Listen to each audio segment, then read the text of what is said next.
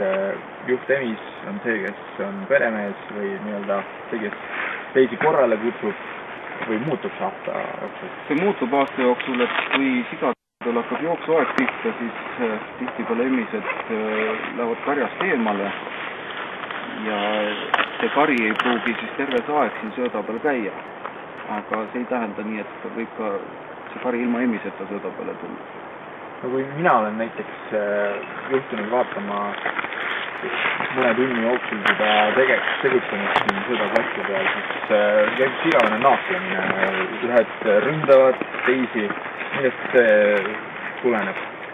Ilmselt sellest söödakogusest, et igaüks tahab rohkem kerget sööki saada, kerge vaevaga kätte saada, et siis on ülejäänud päev hooletu, on energiavaru terveks päevaks olemas, rasva on vaja talveks koguda.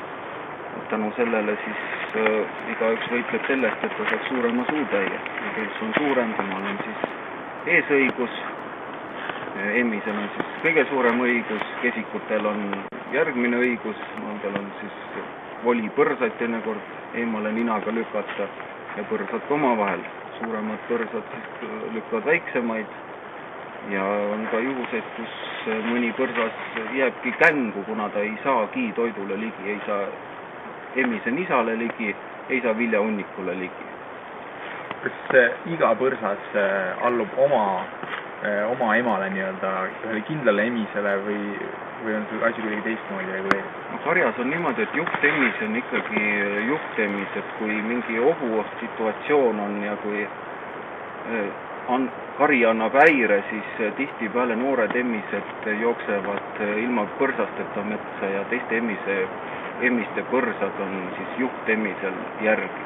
Juhtemisel võib põgenemise ajal olla siis mitme emise põrsad järgi. Nüüd oma emis jäetakse täiesti sinna paika? Mõnikord noor emis jookseb oma soodu ja põrsad ei lähe järgi. No mis olukord siis pärast tekib? Kas lihtsalt see kari tuleb üheks kokku jälle? Pärast saab see kari jälle üheks kokku ja võimetamise aeg on siis iga põrsas leiab jälle oma emise. Mis olukord tekib siis, kui emis tiinus on jõudnud viimasest ehk siis lõpufaasi, et teda ootab ees uus poegimine, kas siis toimub ka mingisugune hierarhiline muutus?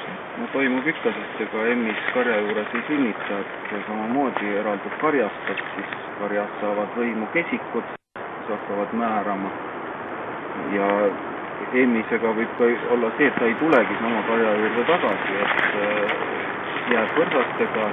Teinekord on suvel olen näinud, kui on mitu emist väikeste põrsastega eelmise aasta, nii põrsad, kes on kesiku eas, need on siis omaette tundis. Ja ma saan aru, et justkui sellel hetkel võib sageneda see rünnakute arv siin omavahel mõtlemist, et tehakse neid jõujooni, üritatakse paika panna ja kes on nüüd peremees, kui emist enam ei ole. On seda täheldavad? No nende jõujoonte paikapanek on ju kogu aeg käib, et põrsastel nisade juurest algab, et kes parema nisa juurde saab ja kuni siis senikaua kui loom on karjas, senikaua ta võitleb oma kohal. Nüüd platsil kindlasti ei käi ainult tegelikult metsjad, nagu ma ka enne aru sain, et midagi sellist harjumatut on ka siin ette tulnud, et keda näiteks ei oota siia, aga on tulnud? No harjumatu oli see, et sel aastal sügisel käis meil 3 karu stabiilselt iga õhtu. Karude jaoks oli pandud siia meie ämber kuu külge. Meie ämber.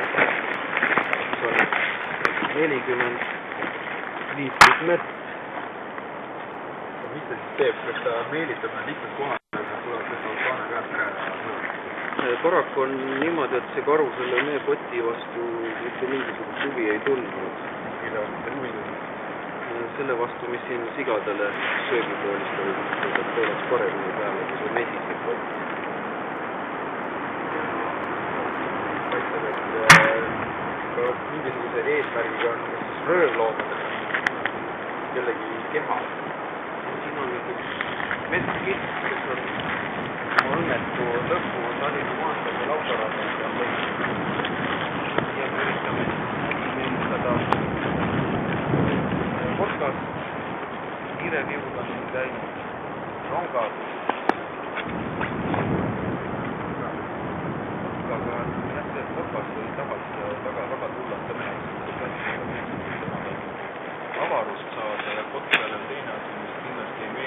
kaablid, mis on üleval. Paljudel linnudel on pead kaabli nõudnud kuvatsustavad seda pealt. Ja kaabli alla sai kaabli. Eelmine aasta oli kiire liude ja ronkade vahel.